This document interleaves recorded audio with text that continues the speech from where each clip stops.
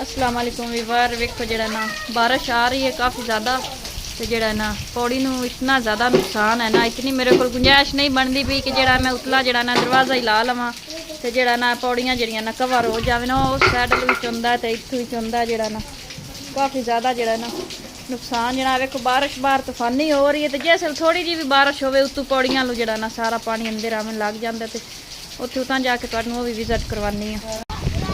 आ वेखो जड़ा ना सारा जड़ा ना पानी जड़ा ना वेखो इत्थों हेठा लांदा पिया छत नूं सारी नूं नुकसान है। तो पानी वेखो सारा इत्थे आ खड़ोता है।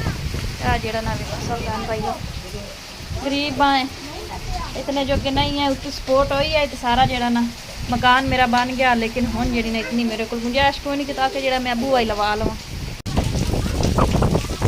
अगे इतने साल जड़ा ना धक्के खाते है गए, रब की जात हुण जड़ा ना घर दिता हैगा ते आ जड़ा ना भूआ भी नहीं लगता। मैं तुहानू पता भी मेरा सिर ते करन वाला कोई नहीं, बच्चों का जड़ा ना बहुत होया है ते मैं कल्ली जड़ा ना दूसरा घर का सर्कट चलानी आ, मेहनत मजदूरी करके जड़ा ना बच्चों ने पेट पालनी है। तो जड़ा ने काफ़ी ज़्यादा खतरा बनया खोता जी पौड़ी जड़ी ना उत्तों मेरी सपोर्ट हुई आई, मेरिया बाजियां जड़ी ने मेरी मदद की आई काफ़ी, यानी कि 2-3 साल होते पे ने उदा दा मेरा ये मकान बनया है। लेकिन जड़ा ना हुण जड़ा ना मेरे को बूआ नहीं लग रहा, पौड़ियां जड़ियां ना ये कवर नहीं हो रही जड़ा ना कि मैं जड़ा ना इन्होंने कवर कर लवां या बूआ लवा लवां वाला उतला कि जड़ा ना उत्तों चोवे ना सारा जड़ा ना देखो आ देखो सारा जड़ा ना इदू छड्ड के जड़ा ना अंदर जड़ा ना अंदर हुण इधर अनेरा है उत्तों सारा चुंदा पिया।